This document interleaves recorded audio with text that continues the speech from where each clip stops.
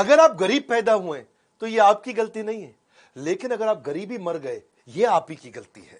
Bill Gates की कहावत कौन है ये? बिल गेट्स आज दुनिया में कुछ भी खरीद सकते हैं। बिल गेट्स कोई द्वीप टापू तो छोड़ो, पूरा देश खरीदने का सामर्थ्य रखते हैं। बिल गेट्स एक ऐसे व्यक्ति जिनकी पूरी की पूरी धन संपत्ति बांट दी जाए तो पृथ्वी पर हर इंसान के हिस्से कई हजारों रुपए आ जाएंगे। नमस्कार, मैं Vivek Bindra, founder and CEO बड़ा बिजनेस.com। बिल गेट्स की कई गर्लफ्रेंड्स ने उनको छोड़ दिया, उनकी हर गर्लफ्रेंड उनको छोड़ के जाती थी। क्यों? आज उनकी कई कहानियों की बात करेंगे, कैसे वो बने। Ajit Doval, Tendulkar, Steve jobs, Warren Buffett, Singapore, Marwari, public speaking, habits of billionaires. आपने मेरे कई वीडियोस देखे, बड़े सराहे ये पिछले वीडियोस हमने डाले, हर वीडियो मिलियंस में गए हैं। आने वाले समय में सुंदर पिचाई, मुकेश अंबानी। क्या हुआ मुकेश अंबानी के जीवन में, कैसे वो आगे निकले अनिल अंबानी के मुकाबले। Textile industry, furniture industry, America आगे कैसे बढ़ा, वेनेजुएला क्यों डूब गया, और सिखों की कम्युनिटी भी बड़ी जबरदस्त कम्युनिटी है। अगर इस चैनल का एक भी वीडियो आपने छोड़ दिया, समझ लेना बौद्धिक विकास से नाता तोड़ लिया। एक के बाद एक पावरफुल वीडियोस दे रहा हूं। बिल गेट्स दुनिया के उन 3 लोगों में जिनका पर्सनल नेटवर्थ $100 बिलियन से ज्यादा है,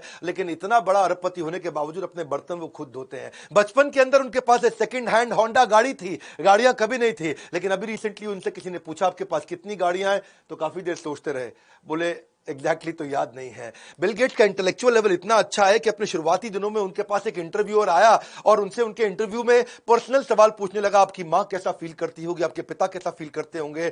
और जब उनसे ऐसे बड़े एवरेज क्वेश्चन पूछे तो उसने इतना गुस्से में, उसको तो कुछ बोले नहीं, खुद को बाथरूम में जाके बंद कर लिया। अंदर इतना इरिटेट हो गए, बाथरूम से निकले नहीं, जब तक बेचारे उसने माफी नहीं मांग ली ना उस जर्नलिस्ट ने, तब तक बाहर नहीं आए। उनको एवरेज बातें पसंद नहीं, एक्सट्रीमली अपने ऊपर टफ रहते हैं, अपने एम्प्लॉयज के ऊपर भी बहुत टफ रहते हैं। और ये कहते हैं कि स्टीव जॉब्स और मेरे में एक चीज कॉमन है कि हमें हमेशा एक्सीलेंस पसंद है, और अपने कॉलीग और एम्प्लॉयज जो हमारे केवल एक्सटेंशन है, वही केवल कॉलीग्स एम्प्लॉयज वही हमारे एक्सटेंशन होते हैं जो हमारे बिहाफ पे काम कर सकते हैं। उनसे हाई क्वालिटी स्टैंडर्ड का डिमांड करना। स्टीव जॉब्स भी ऐसे ही थे, ये भी ऐसे ही थे। बिल गेट्स हायरिंग के मामले में बड़े, उनको क्या है कि वो कोई बहुत एक्सपीरियंस्ड आदमी नहीं चाहिए, उनको 2 चीजें देखते हैं, एक उनका पैशन हो कंप्यूटर को लेके, बस कंप्यूटर पर लगा रहे, दूसरा उसको कोडिंग आनी चाहिए, ज्यादा कुछ नहीं। क्योंकि वो कहते हैं कि ज्यादा एक्सपीरियंस्ड आदमी ले लो ना तो दिक्कत है कि वो अडेप्ट करता नहीं है, और फ्रेश माइंडसेट का हो तो वो अडेप्ट कर लेता है। 2 चीजें पक्की हो, कंप्यूटर से उसको प्रेम हो और दूसरा कोडिंग उसको अच्छे से आती हो। वो कहते हैं कि आलसी आदमी ढूंढ लो, आलसी आदमी को ले आओगे तो मुश्किल काम को करने का कोई आसान तरीका ढूंढ लेगा। चाइल्डहुड से इतने जीनियस थे, 15-16 घंटे रोज पढ़ा करते थे, और मां मेरी इनसे बड़ा नाराज हो जाती थी कि बिल गेट्स, जब भाई ऐसा है बिल, बच्चे बाहर जाके खेल ले, सारे बच्चे खेलते हैं, सब फिजिकल एक्टिविटी करते हैं, तू 15-15 घंटे पढ़ता है। बिल गेट्स मानते नहीं थे, उनको पढ़ने से कुछ एडिक्शन था, इतना पढ़ते थे, इतना पढ़ते थे। एक दिन मां ने सोचा इसके कमरे की बिजली उड़ा देती हूं, और कमरे की पूरी बिजली उड़ा दी, और सोचा कि जब पंखा चलेगा ना लाइट चलेगा तो बेचारा सो जाएगा। लेकिन मां तो मां होती है, आधी रात को देखने आई कि बिना पंखे के बेचारा सो कैसे रहा है पसीने में, और आके देख के हैरान हो गई कि बिल गेट्स अकेला एक कोने में पसीने से तरबतर बैठा हुआ और टॉर्च लेकर के किताब पढ़ रहा है। उस दिन मां को बहुत शर्म आई, और उस दिन मां को समझ में आया कि मेरा बेटा साधारण बच्चा नहीं है, ये एक प्रोडिजी है। प्रोडिजी मतलब सुपर जीनियस, एक ऐसा बच्चा जो कि अननेचुरली बहुत ज्यादा जीनियस हो। उसके बाद से उन्होंने कभी किताब पढ़ने के लिए उनको रोका नहीं। चर्च में भी बचपन के अंदर एक कंपटीशन हुआ था, जहां पे वर्ल्ड बुक एनसाइक्लोपीडिया पे कंपटीशन हुआ कि कौन पढ़ के 2000 से ज्यादा शब्द अब एक बार में अविरल लगातार बोलता जाए, धारा प्रवाह जिसको बोलते हैं। और उन्होंने फ्लॉलेसली बोला। 35 बच्चे थे, 6 से 12 साल की उम्र के, ये 8 साल के थे, लेकिन पहला जो रैंक मिला वो इन्हीं को मिला। 12 साल की उम्र में मोनोपोली गेम खेलते थे बचपन से, और कोई गेम पसंद नहीं इनको, बोर्ड गेम खेलना, मोनोपोली गेम खेलना। मैथ के कॉम्पिटिशन में कोई सवाल पूछे उससे पहले आंसर देते थे, सवाल को आधे में रोक करके आंसर देते थे, इतना तेज इनका मैथमेटिक्स के ये शुरू से बहुत एडिक्शन था इनको। कोई भी इनसे पूछता बच्चों को बताओ कि क्या सिखाएं, बच्चों को बताओ कि क्या आप एडवाइस दोगे, बोला मैथ सिखा दो। मैथ में इतना तेज थे, और मां ने इनको शुरू से प्रैक्टिस करा दी थी कि बच्चे आसपास आके खेलते थे, सारे बच्चे सोसाइटी के मोहल्ले के आसपास खेलते थे आके, उन बच्चों को बोलती थी जो जीता उसको रिवॉर्ड दूंगी, जो हारा उसको पेनल्टी दूंगी। और मां की उस प्रैक्टिस से जीतने के चक्कर में, रिवॉर्ड लेने के चक्कर में ये और ध्यान से मोनोपोली और बोर्ड गेम्स खेलते थे। 13 साल की उम्र में इन्होंने एक कंप्यूटर गेम बना दिया, टिक टैक टो। टिक-टैक-टो तो आपको मालूम होगा ना, जीरो काटा है जी। बचपन, कईयों का बचपन पीछे की बेंच पे बैठ करके टीचर बोलता रहा और टिक-टॉक जीरो काटा लगा लगा के खेलते रहे। आपने और मैंने भी बहुत जीरो काटा खेला। वो एक्चुअली शुरू उसी ने किया था, बिल गेट्स ही है उस जीरो काटा का जन्म देने वाला। 14 साल की उम्र में इसने बेचारे ने मना कर दिया कि मैं स्कूल जाऊंगा नहीं। माँ ने पूछा क्यों? माँ हालांकि टीचर थी। माँ को बोला, माँ आप तो अच्छी टीचर हो लेकिन स्कूल में बच्चों को टीचर पढ़ाना जानती नहीं है, टीचर पढ़ा ही नहीं पाती, टीचर से ज्यादा तो मैं जानता हूं। माँ को बुरा लग गया क्योंकि माँ खुद टीचर थी, उसको ईगो हर्ट हो गई। माँ ने बोला नहीं नहीं ऐसा नहीं है, और पिता भी गुस्सा हो, मुंह पे फेंक के पानी मारा था बिल गेट्स की। उनकी बहन बताती है उनकी कहानी। लेकिन बिल गेट्स बाद में स्कूल गए, पर बाद में क्योंकि स्कूल जाकर के क्या करते थे, क्लास में बैठेंगे नहीं, कंप्यूटर रूम में बैठ जाते थे, कंप्यूटर लैब में वहां लगे रहते थे। कोडिंग इनको बहुत पसंद था, वहीं पीछे बैठ करके कंप्यूटर लैब में चुपचाप लगे रहते थे। तो मास्टर ने, हेड मास्टर ने बोल दिया अब तू कंप्यूटर क्लास में आएगा नहीं, और कंप्यूटर क्लास से बाहर निकाल दिया उसको। बोला कंप्यूटर लैब में तेरी एंट्री बैन है। तो थोड़े दिन के बाद क्या हुआ, अच्छा ये तो उदास था, पर थोड़े दिन के बाद उनके कंप्यूटर में एक वायरस आ गया, और वायरस आया तो आसपास शहर में कोई वायरस निकाल नहीं पाया। इसने बोला मैं वायरस निकाल दूंगा, लेकिन अगर तुमने मुझे, एक ही शर्त है, वापस कंप्यूटर क्लास में बैठने देना। उन्होंने बोला ठीक है।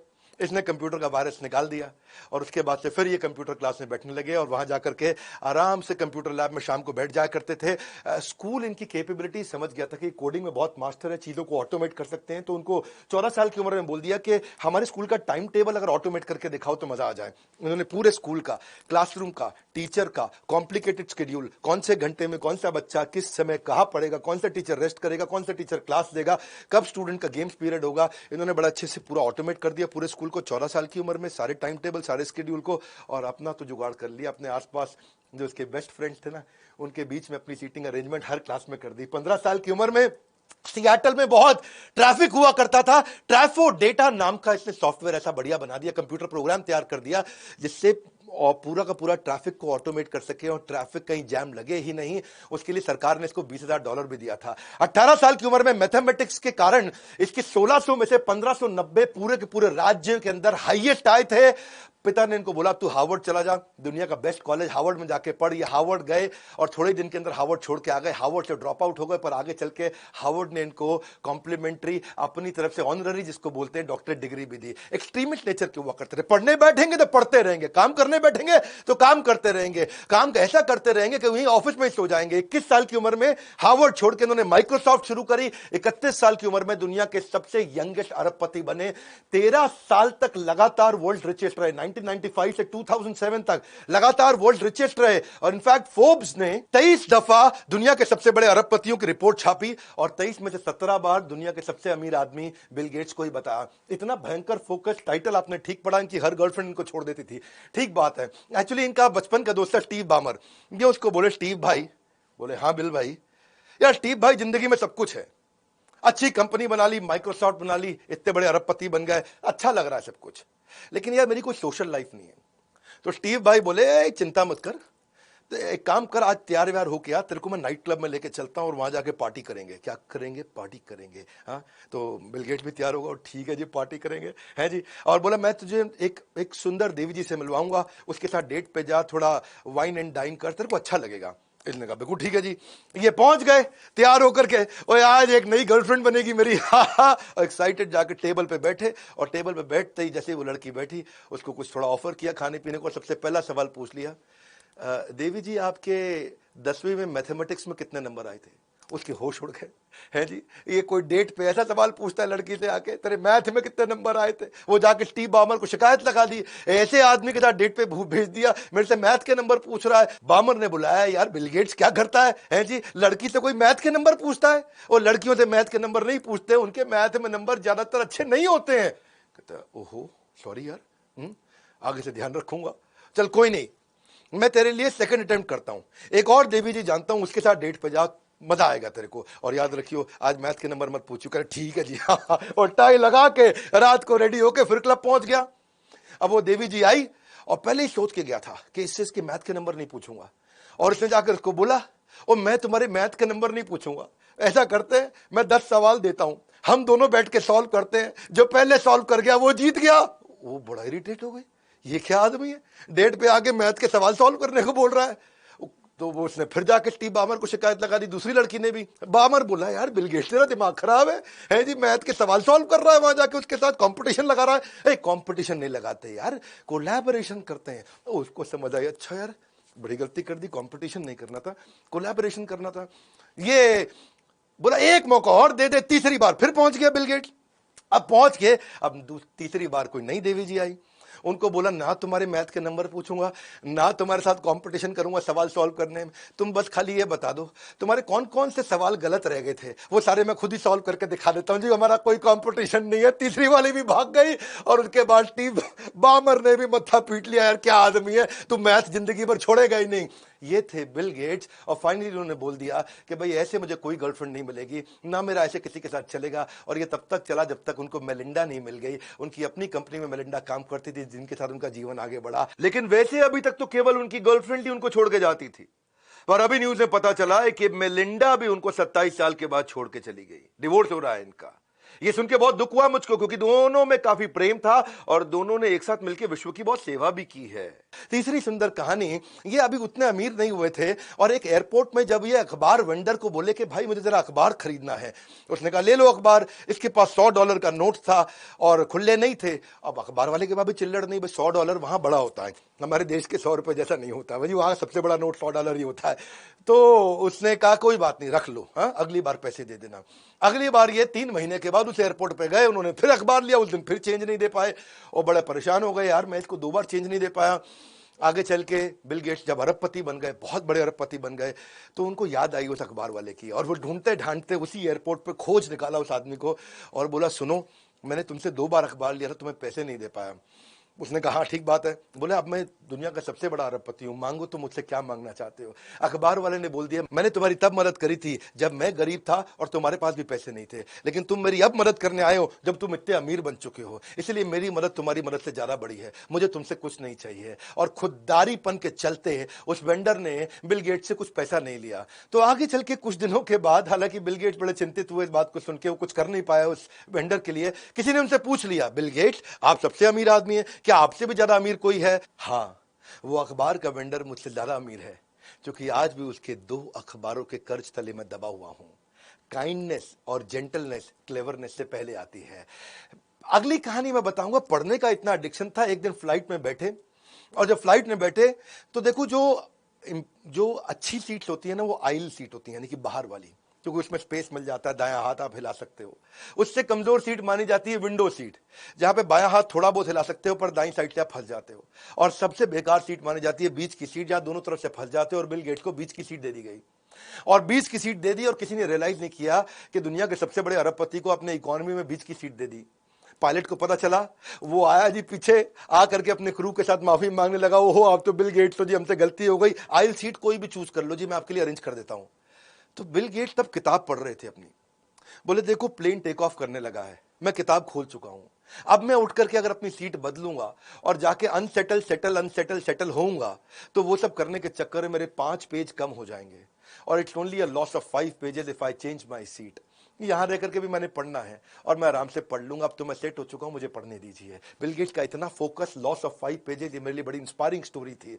वो एक शुरू में नोटोरियस बॉस हुआ करते थे, बाद में नोटवर्दी बिजनेसमैन बने। शुरू के टाइम पे पॉल एलन के साथ जब उन्होंने कंपनी चालू करी तो रात को 12 बजे, क्योंकि वो बड़े एम्प्लॉइज पे कठोर थे, रात को 12 बजे 1 बजे 2 बजे बड़ी खतरनाक ईमेल्स भेजा करते थे कि तूने दुनिया का सबसे स्टूपिड कोड लिखा है, ऐसा करके डांटने की ईमेल लिखा करते थे।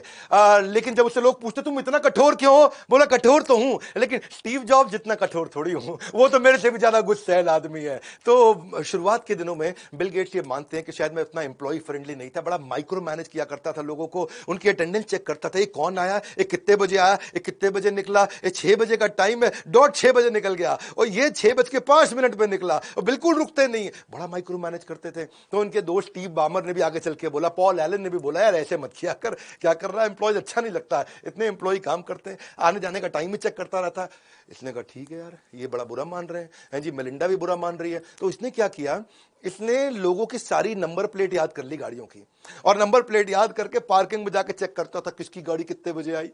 आगे चल के जब इसका केबिन बड़ा हो गया तो अपनी खिड़की भी ऐसी लगा ली जिससे सारी गाड़ियों के नंबर प्लेट याद किया करता था कि कौन टाइम से आया कौन टाइम से गया, और इसको लगा कि अब तो किसी को पता भी नहीं चलेगा और मैं चेक भी कर लूंगा इस तरह। बाद में चल करके बिल गेट्स को जब रियलाइज हुआ तो उसने अपने आप को काफी इंप्रूव भी किया। एक और उन्होंने हमेशा बोला है कि मैं गाली देने की बहुत आदत थी। हाँ, वो एक एफ वर्ड होता है ना गाली का, FU-K ऐसा करके एक वर्ड आता है जो गाली देते हैं लोग काफी। मैं हमेशा प्रार्थना करता हूं कि हमें देश का चरित्र निर्माण करना इस चैनल पे, तो हम कोशिश करते हैं कि हम अच्छी बातें बताएं, पर बिल गेट्स मानते थे कि उनके अंदर ये कमी थी। वो हर स्पीच के अंदर, हर मीटिंग के अंदर F word, FU, F this, F that बहुत बोला करते थे। तो उन्होंने बाद में अपना एक सेक्रेटरी बिठा लिया कि तू गिना कर भाई कितनी बार गाली दी है, मैंने इसको कम करा दूं। वो सेक्रेटरी ने गिन के बताना शुरू किया। सबसे लोएस्ट नंबर ऑफ गाली इसने मीटिंग में 4 बार दी थी, वो इसका लोएस्ट था। लेकिन इनकी जिंदगी तब बदली जब मेलिंडा इनकी लाइफ में आ गई, जिसने उनको हायर पर्पस, हायर कॉज और जीवन के अंदर एक नाइसनेस, एक कैरेक्टर को बिल्ड करके दिखाया। और ये मेलिंडा के चलते ही आगे चल के एनजीओ भी बनाई है। टाइम को वैसे बहुत वैल्यू करते हैं, शुरू से टाइम को बहुत वैल्यू करते हैं कि no matter how much money you have, you can't buy more time. No, आप जरा टाइम तो खरीद ही नहीं सकते, पैसा कितना भी हो, आप टाइम नहीं खरीद सकते।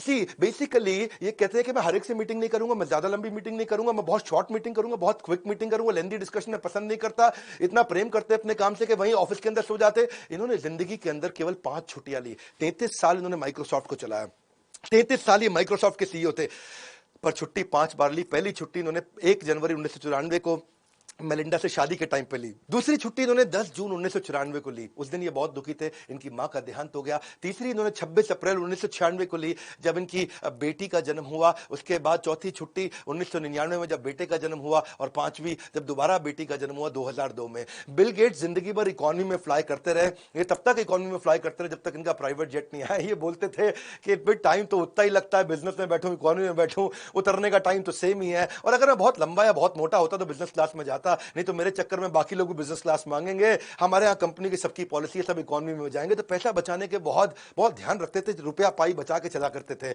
इन्होंने हमेशा माना है कि मैं 10 में से 9 डिसीजन ठीक लेता हूं, 1 गलती कर देता हूं, पर मुझे कोई दिक्कत नहीं है, वो 9 के कारण मेरी प्रोग्रेस बहुत हो जाती है। तो risk of taking wrong decision is preferable to a terror of indecision. हाँ, इनडिसीजन मतलब डिसीजन ना लेना बहुत खतरनाक है, और हर बैड डिसीजन के अगेंस्ट ये डजन्स ऑफ गुड डिसीजन जरूर लिया करते थे।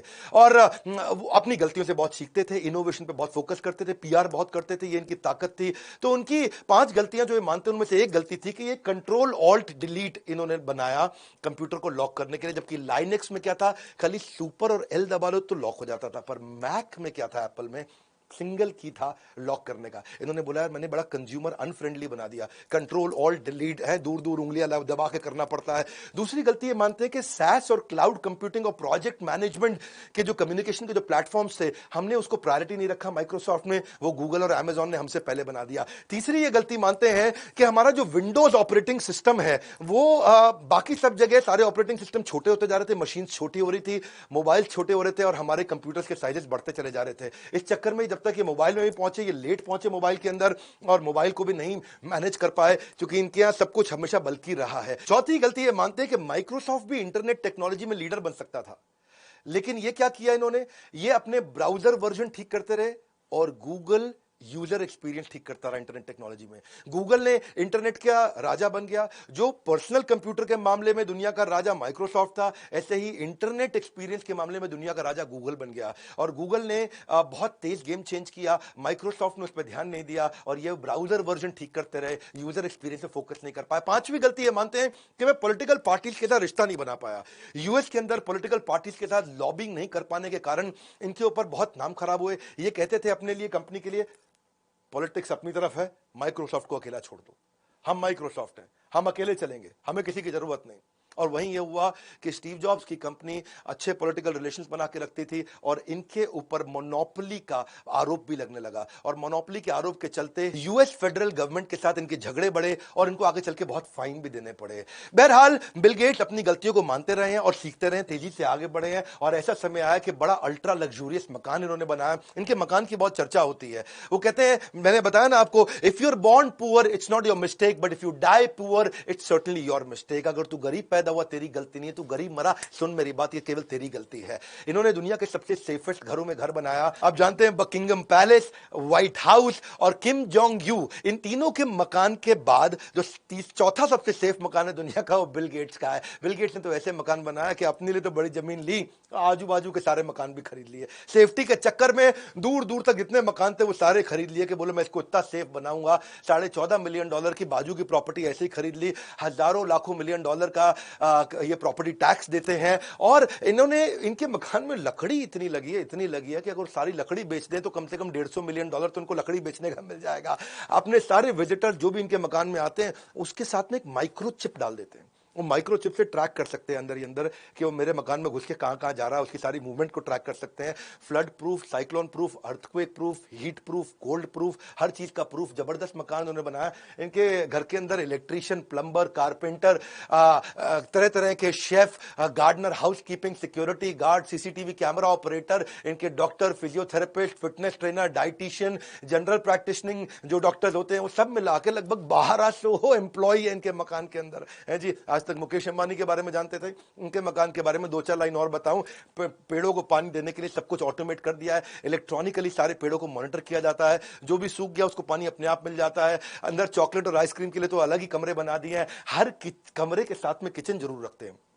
इनको ना गर्म खाने का शौक है और मकान इतना बड़ा है कि अगर एक किचन से दूर के कमरे में अगर खाना लेके जाना हो ठंडा हो जाता है। और गर्म खाने के शौकीन होने के चलते आज जिस कमरे में बैठा हूं उसी के किचन से मेरा खाना बन के आएगा। हाईटेक सेंसर सिस्टम पूरा बना दिया है सर्दी गर्मी को मैनेज करने के लिए। प्राइवेट बीच अपने घर के साथ बना लिया जिसकी रेत को कैरेबियन आइलैंड से हर साल इंपोर्ट करके रेत भी बाहर से लेकर के आते हैं।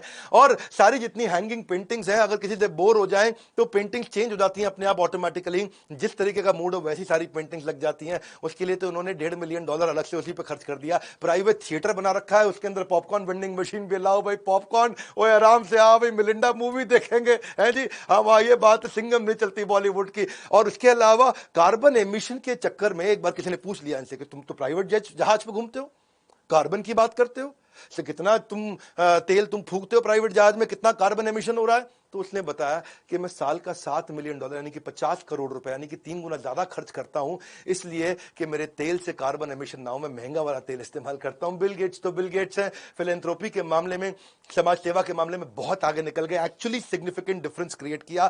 बिल गेट्स के बारे में कोविड के टाइम पे कभी कभार कुछ इनके ऊपर दोषारोपण भी होता रहा, पर एक बात सच है कि बिल गेट्स और मेलिंडा गेट्स फाउंडेशन दुनिया के सबसे बड़े चैरिटी फंड्स में से है और प्राइवेट फाउंडेशन में वर्ल्ड के सबसे बड़ों में से है। 2000 में उन्होंने बनाया था। $1 बिलियन हर साल खर्च कर देते हैं गरीबी पे, भूखमरी पे, बीमारियों पे और एजुकेशन पे। माइक्रोसॉफ्ट जो है ये हर साल एक बिड भी लॉन्च करता है कि कौन इस फाउंडेशन को सबसे ज्यादा दान देगा। जो सबसे ज्यादा दान देगा उसको बिल गेट्स अपना घर घुमा के दिखाएंगे हैं जी, उसको घर में लेके जाएंगे, घुमाएंगे। आपको भी बिल गेट्स के घर जाना है तो उनको दान दे देना जा सकते हो। वैसे अच्छा इस समय कोविड के टाइम पे यही दान देना चाहिए। मैं भी कंटिन्यूसली प्रयास करता हूं, कोशिश करता हूं अपने दान के बारे में बात ना करूं, लेकिन लगातार प्रयास करता हूं। अपने दोस्त वॉरेन बफे को भी साथ ले लिया, भाई तू भी 90% दान देगा, मैं भी 90% सारा पैसा दान दे दूंगा। अपने बच्चों को केवल $10 मिलियन दे रहे हैं, अपनी टोटल वेल्थ का केवल फ्रैक्शन है। आप जानते हैं बिल गेट्स का नेटवर्थ $129 बिलियन। $129 बिलियन मतलब समझो 10 लाख करोड़ रुपया। ऐसा समझो बच्चों को कितना दिया, 10 लाख करोड़ है। 10 लाख करोड़ का 10% 1 लाख करोड़ बच्चों को दे सकते थे, नहीं दिया। 10 लाख करोड़ में से 1 लाख करोड़ नहीं दिया, कोई नहीं। 10,000 करोड़ दे देते, नहीं दिया। 1,000 करोड़ दे देते, नहीं दिया। 100 करोड़ दे देते, नहीं दिया। हर बच्चे को उन्होंने केवल 70 करोड़ रुपए दिया। उन्होंने कहा बच्चों को ज्यादा पैसा देने की जरूरत नहीं है। 10 लाख करोड़ की नेटवर्थ में बच्चों को केवल 70 करोड़ दिया, बाकी पूरा पैसा दान में दे रहे हैं। बिल मेलिंडा गेट्स फाउंडेशन इन्होंने तब शुरू किया था जब इन्हें पता चला कि अफ्रीका के अंदर दस्त और उल्टी से बच्चे मर जाते हैं। डायरिया बोलते हैं उसको, शायद हैजा भी बोलते होंगे, कि लूज मोशन से बच्चे मर सकते हैं। इन्होंने अमेरिका में सुना नहीं था बात ये। एक्चुअली इनके लिए ये अनयूजुअल था।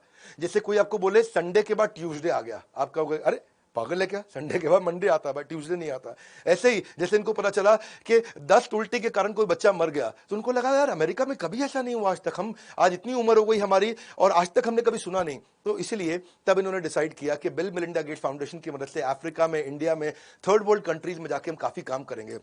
और फिर ऐसा ही हुआ, ये यहां पे आए, इन्होंने एचआईवी के ऊपर भी इंडिया में काफी काम किया, 6 लाख नए इन्फेक्शन एचआईवी के होने से बचा लिए, और पोलियो को खत्म किया, 23 लाख वॉलंटियर उन्होंने बनाए, जिससे 17 करोड़ बच्चों को पोलियो की दवाई दी। और 2014 में खुशखबरी है कि डब्ल्यूएचओ ने अनाउंस किया कि इंडिया कंप्लीटली पोलियो फ्री हो चुका है। एक्चुअली इन्होंने बिहार और उत्तर प्रदेश पे फोकस किया, क्योंकि 30 करोड़ की पॉपुलेशन वहीं थी, और बिहार और उत्तर प्रदेश से शुरू करता हूं। ये विजनरी रिस्क टेकर भी रहे हैं, इन जिंदगी में बड़े बड़े रिस्क भी लिए हैं इन्होंने। माइक्रोसॉफ्ट अपने कंपटीशन को इसीलिए खत्म कर सका क्योंकि रिस्क लेकर के they always used to think ahead of time. इनकी एक कहावत है, वो क्या है, अगर आप आगे रहना चाहते हो तो आगे की सोचो। अंग्रेजी में क्या बोलते हैं, if you want to get ahead in business think ahead. बड़ा ये मेरे लिए पर्सनल इंस्पिरेशन है, ये कहावत मुझको बहुत पसंद है। अगर आगे रहना चाहते हो तो आगे की सोचो। हमने भी ये बड़ा बिजनेस में प्रयास किया, इसलिए हम भी कैटेगरी क्रिएटर हैं। बहरहाल ये कहते हैं कि मैं $1 मिलियन या $100 मिलियन मैं कितना भी इन्वेस्ट करूंगा, डेटा बहुत एनालाइज करता हूं, मुझको डेटा एनालाइज करना बहुत पसंद है। तो डेटा एनालाइज करके ही रिस्क लेते हैं। और ये क्या कहते हैं, मैं इनके 5 रिस्क बताता हूं जिंदगी के सबसे बड़े। ये कहते हैं कि sometimes to do big you have to take big risk also. पर इनके कैलकुलेटेड रिस्क, पहला रिस्क इन्होंने लिया जब इन्होंने हार्वर्ड को छोड़ दिया, और हार्वर्ड ने आगे चल के इनको ऑनररी डॉक्टरेट भी दिया। दूसरा रिस्क इन्होंने लिया 1980 में जब इनकी आईबीएम के साथ डील हुई। इन्होंने अपना ऑपरेटिंग सिस्टम बना दिया था माइक्रोसॉफ्ट का, और आईबीएम ने बोला, भाई बिल्लू भैया तुम्हारा ऑपरेटिंग सिस्टम बहुत बढ़िया, हमको दे दो। बोले दे देंगे। बोला कितना पैसा? तो ये सब बड़े खुश हुए, स्टीव बामर, इनके साथ के सब लोग बहुत खुश हुए कि भाई सॉफ्टवेयर आईबीएम ले जाएगा, अपने कंप्यूटर में डालेगा और हमको बहुत पैसा मिल जाएगा। बोले नहीं नहीं नहीं नहीं, हर कंप्यूटर का अलग पैसा लूंगा। सुनिए मेरी बात, एक साथ पैसा नहीं चाहिए। हर कंप्यूटर पे जब जब तुम अपने आईबीएम के अंदर मेरा सॉफ्टवेयर यूज करोगे, मुझको रॉयल्टी फीस चाहिए, और तुमको ही नहीं बाकी सबको भी बेचूंगा आगे चल के। और इस रॉयल्टी के चलते इन्होंने जिसने मशीन बनाई, जिसने कंप्यूटर बेचा, उसके अंदर सॉफ्टवेयर इनका, और इनको रॉयल्टी फी मिलती रही। वो रिस्क था। आईबीएम हो सकता है इनको डील को मना कर सकता था, इनके सारे पार्टनर दोस्तों ने बोला था, एम्प्लॉयज ने बोला था, अरे एक बार में पैसा ले लेना, मुझे मारेंगे जिंदगी में। लेकिन इन्होंने एक मुश्त ना लेने की जगह रॉयल्टी का फोकस किया, तो पूरी दुनिया कैप्चर कर गए। तीसरा इनका रिस्क था कि इन्होंने, एप्पल ने जब अपना ऑपरेटिंग सिस्टम 84 में लॉन्च किया, सबने बोला तू अलग कर भैया, तेरा चलेगा नहीं, एप्पल बहुत तेज आदमी है, स्टीव जॉब्स है वहां पे। लेकिन इन्होंने उसके साथ ही अपना भी ऑपरेटिंग सिस्टम लॉन्च कर दिया, और इनका ऑपरेटिंग सिस्टम ओपन मॉडल पे काम करता था, जबकि एप्पल केवल एप्पल की मशीन्स पे चलता था, और इसके कारण इनको सफलता मिली, और ये पर्सनल कंप्यूटर में 90% मार्केट लेगा। चौथा रिस्क इन्होंने, जब 2008 में माइक्रोसॉफ्ट को छोड़ करके स्टीव बामर के हाथ में कंपनी पकड़ा करके, इन्होंने मेलिंडा गेट्स, जो बिल मेलिंडा गेट फाउंडेशन इतनी एनजीओ चलाने के लिए चले गए थे, वो रिस्क था। लेकिन स्टीव बामर और उसके बाद हमारे इंडिया के सत्या नडेला, माइक्रोसॉफ्ट आज भी अच्छा चल रहा है। पांचवा रिस्क इनका था कि जब इन्होंने $5.5 बिलियन पोलियो के लिए खर्च किए थे, उसमें काफी पैसा इंडिया में इन्होंने लगाया था। $5.5 बिलियन, आप भी समझ सकते हैं मेरी बात को। लगभग 35-40 हजार करोड़ रुपया इन्होंने पोलियो को खत्म करने लगाया, जिसमें बड़ा रिस्क भी था, कोई गारंटी नहीं थी। लेकिन केवल वो लोग बहुत दूर तक जाते हैं जो लगातार सीखते हैं। ये अपने डेटा को एनालाइज करके लगातार सीखते भी रहे। सीखने की आदत इनकी जबरदस्त। 5 से 7 किताबें ये हर टॉपिक पर जब बोलना पड़े तो पढ़ लेते हैं। 50 से 100 किताबें हर साल पढ़ लेते हैं। जब बच्चे इनके साथ हॉस्टल में डॉर्मेट्री के अंदर प्ले बॉय पढ़ा करते थे, तो उस समय ये फॉर्च्यून मैगजीन पढ़ते थे कि दुनिया के सबसे बड़े अरबपति कौन है। एक्चुअली टी बामर से कॉलेज में इनकी दोस्ती भी, फॉर्च्यून मैगजीन इनको जब पढ़ते हुए देखा ना, तभी इनकी दोस्ती भी हो गई थी। और ये थिंक ब्रेक भी लेते हैं, हर साल 1 हफ्ते की थिंक ब्रेक लेते हैं, और उस 1 हफ्ते में केवल किताबें पढ़ते हैं और कुछ नहीं पढ़ते, कुछ नहीं करते हैं। सीखने वाला व्यक्ति जीतता है, ये बात समझ लीजिए। दुनिया का हर लीडर एक बहुत जबरदस्त रीडर है, बहुत जबरदस्त लर्नर है। हमने इसको आईबीसी के अंदर इनको घोट करके डाला है। आईबीसी के ऊपर, अगर आप चाहते हैं कि आईबीसी मॉडल क्या है, इसके ऊपर वीडियो भी बनाऊंगा। एक आईबीसी मतलब, अगर जिंदगी में कोई भी तुम्हें बिजनेस करना है ना, एवरीथिंग अबाउट एंटरप्रेन्योरशिप की जगह आईबीसी के बारे में पता कर लो। माल को बेचें कैसे, पर्सनालिटी कैसे डेवलप करें, डिजिटल मार्केटिंग कैसे करें, कस्टमर से follow up, lead generation, digital influencer कैसे बने, आपको कैसे एक यूट्यूबर बन सकते हो, speaking skill, presentation skill, digital entrepreneurship, selling skills, आपको closing technique, generating lead. Basically हमने एवरीथिंग अबाउट एंटरप्रेन्योरशिप और सारे कोर्सेज के साथ हैंड होल्डिंग आईबीसी की शुरू करी है। आईबीसी को ना बेसिकली हम रगड़ देते हैं। क्या करते हैं, उसको रगड़ देते हैं। इतना ट्रेन करेंगे भैया तुमको, इतना ट्रेन करेंगे, इतना तुमको लगा करके दबा के ट्रेन करेंगे कि जब तक तुम अपना बिजनेस नहीं चालू कर दोगे, जब तक अपने बिजनेस को एस्टैब्लिश नहीं करोगे, तब तक हम तुमको ट्रेन करते रहेंगे। और इसमें कॉर्पोरेट एटिकेट के ऊपर, ईमेल एटिकेट पे, ड्रेसिंग एटिकेट पे, एलिवेटर एटिकेट, कोई भी प्रकार की एटिकेट, वो सारी सिखाएंगे। हमने एक ऐसा सीएमएस लॉन्च कर दिया कि अगर आपको कोई दिक्कत आ रही है तो आपको सेम डे रेजोल्यूशन करते हैं, आपको लर्निंग इक्वल टू अर्निंग में आगे पहुंचाते हैं। 5 लाख से ज्यादा लीड अपने आईबीसी को देते हैं ताकि they can make also money. In fact अगर अगर किसी के पास आज पैसे नहीं है ना, उसको फाइनेंस भी करा देते हैं, उसको पैसे भी देने की जरूरत नहीं है। अगर आपके पास पैसे नहीं है, आईबीसी के लिए जरूर पता करिएगा। मुझे गर्व है हम आपको फाइनेंस करा रहे हैं, मुझे गर्व है कि आज इस बात पे गर्व है कि हम फंड कर रहे हैं नए भारत के उभरते सपनों को। इसीलिए हम आपके भी सपनों को फंड करना चाहेंगे। आप ऑनलाइन नंबर पर पता लगाइए, रगड़ देंगे कैंपेन क्या है। इतना जबरदस्त ट्रेनिंग करते हैं, जब तक भैया तेरे को कॉलर से पकड़ लेंगे, जब तक तेरा स्टार्टअप सक्सेसफुल ना हो जाए तब तक तुझे पकड़ के रखेंगे। इसीलिए इंडिपेंडेंट बिजनेस कंसल्टेंट बनिए, बड़ा बिजनेस के साथ में बड़े गर्व के साथ बोल रहा हूं, आज हमारे आईबीसी सफल होते चले जा रहे हैं। इस वीडियो को शेयर करिएगा। बिल मेलिंडा गेट्स के बारे में आज जो मैंने बताया, इसमें कई लर्निंग के नीचे लर्निंग्स बताइए अपनी। अगला वीडियो कौन सा देखना चाहते हैं नीचे मुझसे बात करिए आकर के। अगर आप आईबीसी की पूरी जानकारी चाहते हैं तो उसके ऊपर वीडियो बना सकता हूं, नीचे मुझसे बात करते रहिए कमेंट बॉक्स में। मैं रेगुलरली आ रहा हूं, हो सकता है हर एक को रिप्लाई नहीं करता, लेकिन आगे पढ़ता हूं। लाइक करके उत्साह बढ़ाइए ना, इतने फ्री वीडियोस बनाने में बहुत मेहनत लगती है। नए आए सब्सक्राइब करिए, शेयर जरूर करिए। हमारे साथ जुड़े रहने के लिए, दुनिया के नंबर 1 एंटरप्रेन्योरियल यूट्यूब चैनल पे आने के लिए आप सबका हृदय की गहराइयों से प्रेम पूर्वक मुस्कुराहट के साथ